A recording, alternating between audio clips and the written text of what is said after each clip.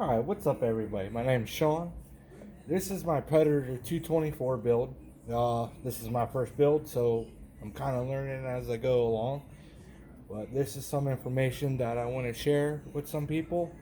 Um, for anyone who's looking to do this or who's never done this, just some general problems, issues, or things I've learned since I've been going along. So I decided to pick this motor up and give it a try.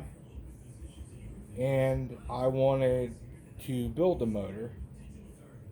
So I read online some different things, some different routes to go, kind of seeing what other people are doing. So what I've decided with is that I went with the Mod 2 cam, and it came with new springs, and it also came with the I believe the lifters in it, which are now in there. Now I did have to grind the cam itself quite a bit in some spots to get everything to fit. I had some clearance issues, which I did read that some of the stuff you have to clearance. I did have to notch for the top of the block. In the bottom of the block, I went with the ARC. This guy right here. My camera will focus. I did decide to stick with the stock piston. Like I said, I had to clear at the top, at the bottom. I did clear a little bit here to give me a little bit more clearance. I also changed out the bearings. I went with the self-aligning double roll bearings. Those are pretty cool. I wasn't going to change the stock cover, but I decided to order the ARC one, the build aluminum one, so that'll be here some point later next week. Now I did try this. I didn't see too many reviews or too much information online, but this is actually the Tilson 212R flywheel. Some people said it wouldn't fit. I did have to take a Dremel in there. There was like some overlay of the casting before I put it on. I'll show you. Give you an idea. I don't know if it was manufacturer default but on the Tilson one, like right in here, there was some leftover aluminum casting. So what I did was I just took my Dremel, I smoothed it out. Obviously I lapped it before I put it on.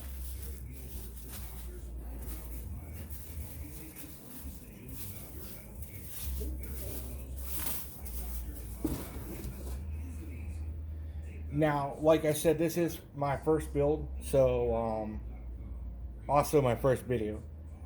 So if anyone has any other useful information, please feel free to share with me. I'm always happy to learn new things or just general learning. This has been kind of fun. I'm enjoying it.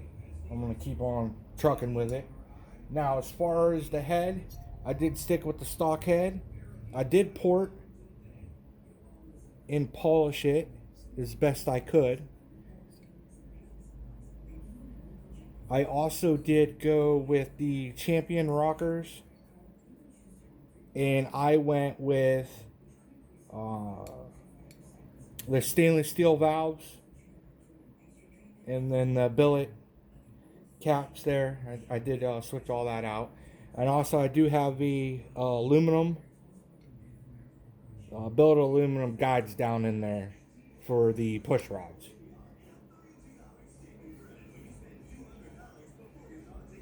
I didn't shave anything off the head. I didn't shave anything off the block. I kept everything pretty much stock. I just basically did a little bit of work to the head, and that was pretty much it. I did remove the governor, obviously.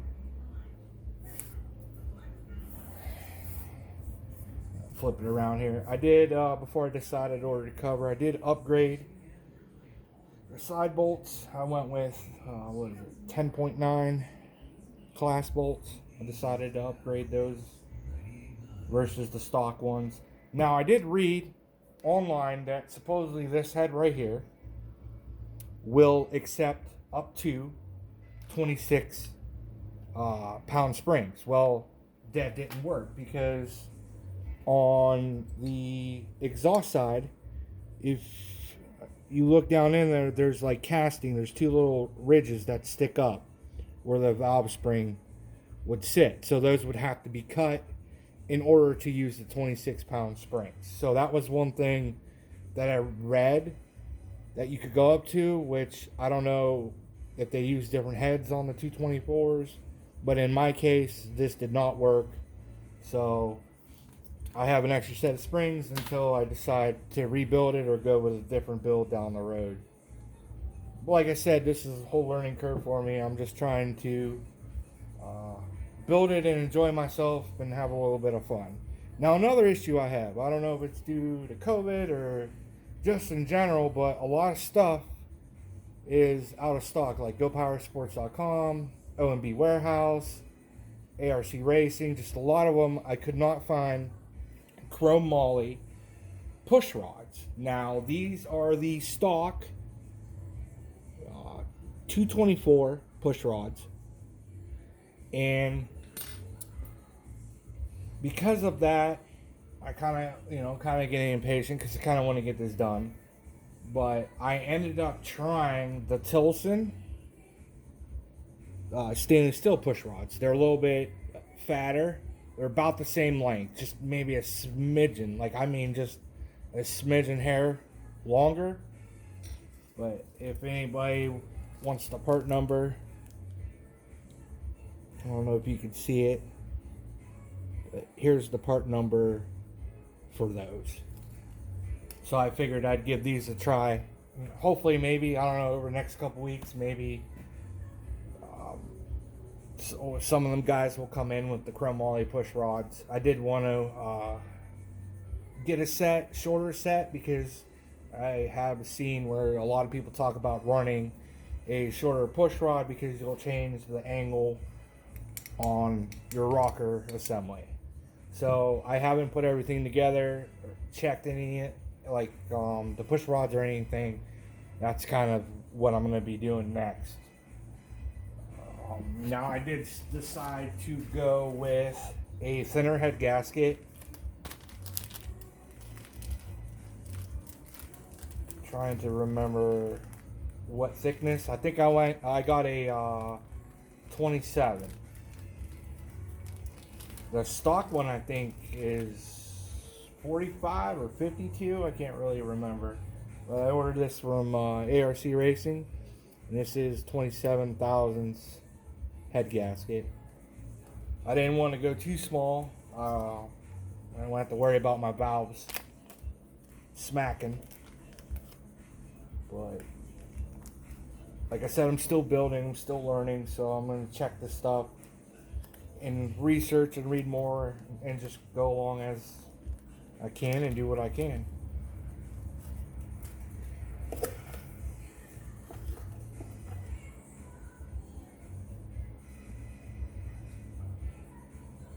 trying to think if there's any other things that I ran into. I did get the head stud kit.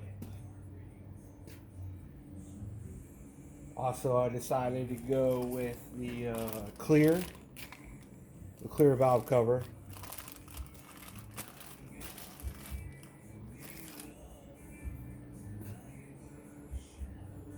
But I mean, that's pretty much it. That's the furthest I got. I did have a little issue if anyone ever goes this route. Like I said, if you've never really done this before, because I haven't. I pressed in the double roll bearings, and so when I was turning this, just trying to check everything, get a visual, I noticed that because the bearings are made to self-align and float a little bit, that with this cover off, when I move it, I have to be careful, because if you look right here, you could see how it gets out of alignment.